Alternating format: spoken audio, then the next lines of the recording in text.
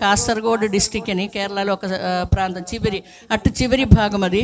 అక్కడ కొన్ని సంవత్సరం క్రితము ఈ జీడి తోటకి మందు కొడతారు కదా కాయలు బాగా రావడానికి, అలాగ కొట్టిన ఒక మందు ప్రభావం ఎండోసల్ఫాన్ అంటారు.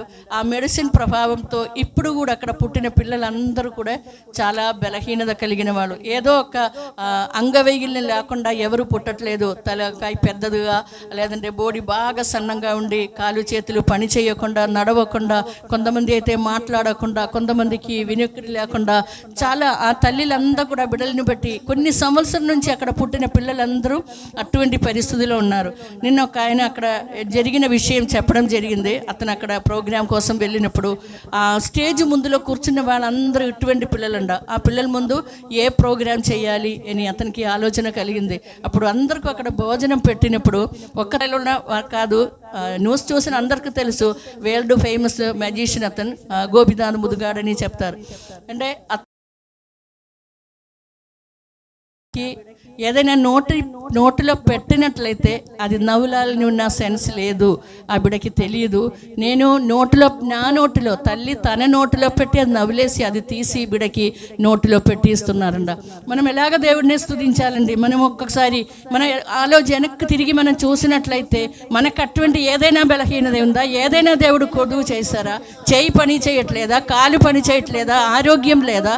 ఇది ఏ విషయంలో దేవుడు కొదువు చేశారు కనుక నీవు నోరు మూసుకొని ఉన్నారు, లేదంటే ఎదుటి వాళ్ళ మీద నింద మోసి కంప్లైంట్ చేసుకొని ఈ బ్రతుకు మనం ఎంతకాలం బ్రతుకుతారు?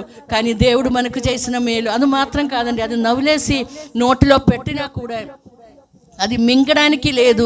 అది మళ్ళీ అది మింగాలంటే ఆ ఒక సెన్స్ కూడా ఆ బిడ్డకి తెలియట్లేదు. నోటిలో మళ్ళీ నీళ్ళు వేసి ఇలాగ ఏంటి అది కదిపినట్లయితే మాత్రమే లోపలికి వెళ్ళిపోతుందంట. అప్పుడు ఆ చెప్పిన వ్యక్తి అంటున్నారు, అతను తెలియకుండానే అతని చేతిలో నుంచి ఆ ప్లేట్ కింద పడిపోయి మేము పట్టించుకోకుండా. నేను ఈ దిన ఉదయం కూడా పిల్లలతో చెప్పారు ఇదే విషయము. పిల్లలారా చూడు, ఎంతోమంది ఎంతో కష్టంలో ఉన్నారు, మనకేం కొదువు చేశారు దేవుడు? మన మీద ఉన్నదంతా కూడా మనం లావిష్గా మనం ఖర్చు పెడుతున్నారు కదా, లేదంటే చేయిస్తున్నారు కదా. ఎదుటి వాళ్ళు అనుభవించవలసినది కూడా మనమే కదా మనం అనుభవిస్తున్నారు. మనం ఏం తెలుసు మనకి ప్రపంచాన్ని గురించి? ఎంతో మంది తల్లులు వాళ్ళ పిల్లల కొరకు ప్రార్థన చేస్తున్నారు. ఏం ప్రార్థన చేస్తున్నారని తెలుసా? అలాంటి తల్లులు ఏం ప్రార్థన చేస్తున్నారని తెలుసా? నేను బ్రతికి ఉన్నప్పుడే నా పిల్లల్ని తీసుకో తండ్రి అని ప్రార్థన చేస్తున్నారు. నేను బ్రతికి ఉన్నప్పుడు నా పిల్లలు చచ్చిపోవాలని ప్రార్థన చేయాలండి. ఆ తల్లిలో ఒక హృదయ వేదన ఎంతో గొప్పది, ఎంతో భారంతో ఆ తల్లిలు ఉన్నారని చూడండి. ప్రతి క్షణము ఎన్నో బాధతో బ్రతుకుతున్నారు ఎంతో మంది తల్లిలు. ఇద్దరు కలిగిన వ్యక్తియే ఓస్కార్ అవార్డుకి తగినట్లు వరల్డ్లో అవార్డు పొందిన వ్యక్తి. అప్పటి నుంచి ఆ మ్యాజిక్ షోస్ మొత్తం ముగించి ఇటువంటి పిల్లల కోసము తన బ్రతుకుతున్నారు. ప్రపంచం అంతా తిరిగి అందరి ఎదుట చేయి జాపి అందమంది స్పాన్సర్స్ని కలెక్ట్ చేసుకొని ఈ పిల్లల కోసం బ్రతుకుతున్నారు. ఇదన్నీ విన్నప్పుడు, ఇదన్నీ చూసినప్పుడు ఇలాంటి కథ కాదండి, ఇది యాథార్థ్యము. అతను చెప్పిన ఒక మాట నాకు చాలా నచ్చింది. నేను మ్యాజిక్ చేయడానికి వెళ్ళారు కానీ జీవితం మ్యాజిక్ కాదు, యాథార్థ్యమని నేను తెలిసిపోయిందని చెప్పడం జరిగింది. అది విన్నప్పుడు నాకు చాలా బాధ అనిపించింది, ఏడుపు వచ్చింది. ఎందుకంటే ఆ పిల్లల్నే చూసి బాధ కలిగింది.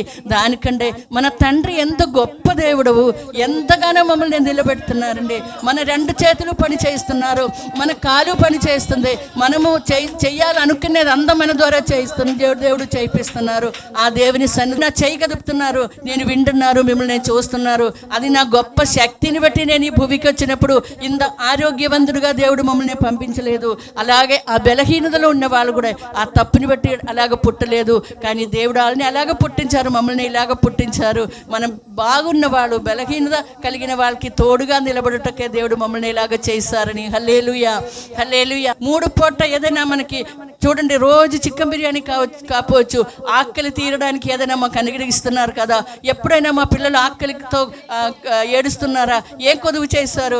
సిగ్గు, అది కప్పుకోవడానికి బట్టలు లేదా? సిగ్గు లేకుండా కప్పుకోవడానికి మాకు బట్టలు ఇవ్వట్లేదా? తల దాచుకోవడానికి ఇల్లు ఇవ్వట్లేదా? అద్దీల్లా వచ్చి ఏదైనా ఏం కొదువు దేవుడు చేశారు? మనం ఒక్కసారి వెనక్కి తిరిగి చూసినట్లయితే ప్రతీది కూడా మనము లెక్కలు చెప్పి దేవునికి పూర్ణ హృదయంతో కృతజ్ఞతాస్తుతులు చెల్లించినప్పుడు, ఇప్పుడు దాకా నడిపించి నడిపించిన దేవుడవు ఇంకా కూడా మమ్మల్ని నడిపిస్తారు. ఎందుకంటే నా పిల్లలకి కృతజ్ఞత కలిగిన ఒక మనస్సు ఉందని అప్పుడు మన దేవునికి తెలిసినప్పుడు ఇంకా నా బిడ్డలకి ఏదైనా చేయాలని ఒక ఆలోచన కలుగుతుంది. మనం ఉన్న దానిలో ఏదో గర్వపడి నోటుకొచ్చినట్లు మాట్లాడి నోటుకొచ్చినట్లు మనం ఏదైనా తిట్టేసి లేదంటే ఎదుటి వాళ్ళకి బాధ కలిగినట్లు ప్రవర్తించుకొని మన జీవితమనే మనం ఎంతవరకు మనం ముందు కొనసాగిస్తాం?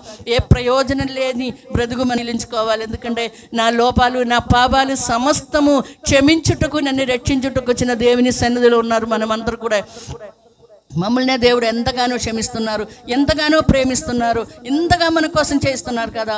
అప్పుడు ఆ దేవుని సన్నిధిలో పూర్ణ హృదయంతో, ఇది ఎందుకు చెప్పారంటే ఇది నూతన సంవత్సరంలో మొట్టమొదటి పరిశుద్ధ దినము. ఇప్పటికైనా మనం ఒక తీర్మానం తీసుకోవాలి. నేను ఎల్లప్పుడూ పూర్ణ హృదయంతో దేవుని సన్నిధిలో స్తుతిస్తాం, నేను పూర్ణ ఆత్మతో దేవుని సన్నిధిలో ఉంటాం, నేను పూర్ణ శక్తితో దేవుని సన్నిధిలో కృతజ్ఞతాస్తుతులు చెల్లిస్తాం అని ఒక తీర్మానం మనం తీసుకోవాలి. ఎవరి వైపు చూడొద్దు. మనం మనుషుల వైపు చూసినట్లయితే మనం విశ్వాసం కోల్పోతుంది, మనం విశ్వాసంలో నిలబడలేము. అందుకే ఎబ్రీ పత్రిక 12వ అధ్యాయంలో 2వ వాక్యంలో అందుకే చెప్తున్నారు, విశ్వాసమునికి కర్తయు దాన్ని కొనసాగించే యేసు వైపు మాత్రమే మనము చూడాలని. ఆ యేసయ్య వైపు మాత్రం మనం చూసినప్పుడు మా విశ్వాస జీవితమునే ముందు కొనసాగించుటకు దేవుడు మనకి కృపను అనుగ్రహిస్తారు. చూడండి, మానసికమైన ఏ ఆలోచన వెనుక మనం వెళ్ళకుండా, మానసికమైన ఏ మాటలకి మనం కృంగిపోయి మన జీవితమునే పాడు చేయకుండా దేవుని సన్నిధిలో దేవునికి ఇష్టమైన రీతిలో ఉండి పూర్ణ మనసుతో ఆయన్ని మనం స్తుతించినట్లయితే ఖచ్చితంగా దేవుడు మమ్మల్ని ఉన్నతమైన స్థితిలో హెచ్చిస్తారు. ప్రియులరా, ఒక్కటి మాత్రము, ఆయన బలమైన చేతులకుందా, దీన మనసుకులై ఉందా. మనం అందరూ హెచ్చించబడాలని ఆశ కలిగిన వాళ్ళమే. ఈ హెచ్చింపు కూడా ఊరికనే రాదండి. హెచ్చింపు మనకు రావాలంటే మనము తగ్గించుకున్నప్పుడు మాత్రమే. వాక్యం మనం ఎక్కడ చూసినా కూడా తగ్గించుకున్న వాళ్ళనే దేవుడు ఉన్నతమైన రీతిలో హెచ్చిస్తారని దేవుని వాక్యం సెలవిస్తున్నారు. ప్రియులారా, మనకు దేవుడు అనుగ్రహించిన జీవితము దేవునికి ఇష్టమైన రీతిలో ముందుకు కొనసాగించే కృపను దేవుడు అనుగ్రహించును గాక. ముఖ్యంగా యవ్వనస్తురాల మీతో కూడా చెప్తున్నారు, మీలాగా యవ్వన కాలంలో ఉన్న ఎంతో మంది ఈ లోక మోహానికి వెనక్కి వెళ్ళి పాడైపోయిన జీవితంలో ఉంది. సుబోధము లేని ఎంతో మంది ఉన్నారు, సుబోధము లేకుండా తిరిగిన వాళ్ళు ఎంతో మంది ఉన్నారు, చేతులు కాలు పని చేయలేని వాళ్ళు ఎంతో మంది ఉన్నారు. మీకు దేవుడిచ్చిన ఈ ఆరోగ్యము, ఈ జీవితము అనేక మంది యవ్వనుల కోసం ప్రయోజనకరంగా ఉన్న రీతిలో మీ జీవితం ఇక్కడ మార్చాలి. సమస్తము పూర్ణంగా దేవుని సన్నిధికి అప్పగిస్తా, మమ్మల్ని దేవుని చేతికి అప్పగిస్తా. తండ్రి, ఇంత గొప్ప ధన్యకరమైన జీవితమనే, ఇంత గొప్ప ఆరోగ్యకరమైన శరీరమనే మాకు అనుగ్రహించినందుకు మీకే స్తుతి స్తోత్రాలను చెల్లిస్తాం. మనం ఎల్లప్పుడూ కూడా చేసిన మేలు తలంచుకున్నట్లయితే హృదయంలో నుంచే స్తుతులు వస్తుందండి. కానీ ఏదైనా చిన్న బలహీనతలు బాధలు తలంచుకొని అది దేవుడు చేసిన కీడని తలంచుకొని ఉన్న వాళ్ళు ఎవరు కూడా దేవుడిని స్తుతించరు. అందువలన అదంతా మనం దేవుని సన్నిధిలో మరిచిపోయి మనకున్న ప్రతి బలహీనతలో దేవుడు నడిపించారు కదా, నిలబెట్టారు కదా అని తలంచుకొని పూర్ణ హృదయంతో దేవుని సన్నిధిలో మనము స్తుతి స్తోత్రాలు చెల్లిస్తాం. కృతజ్ఞత కలిగిన మనసుతో, తండ్రి, ఇంత గొప్ప భాగ్యముని నాకు కలిగించినందుకు మీకే స్తుతి స్తోత్రాలు చెల్లిస్తే దేవుని సన్నిధిలో మనము దేవుని స్తుతిస్తాం. ఈ పరిశుద్ధ దినం, ఈ మొట్టమొదటి ఆరాధన, ఈ సంవత్సరంలో మొట్టమొదటి ఆరాధన దినము తండ్రి దేవుని కలిగిస్తారు. ఈ కీర్తన ద్వారా తండ్రి దేవుడు మమ్మల్ని అందరినీ దీవించి ఆశీర్వదించునుగాక. ఆమేన్.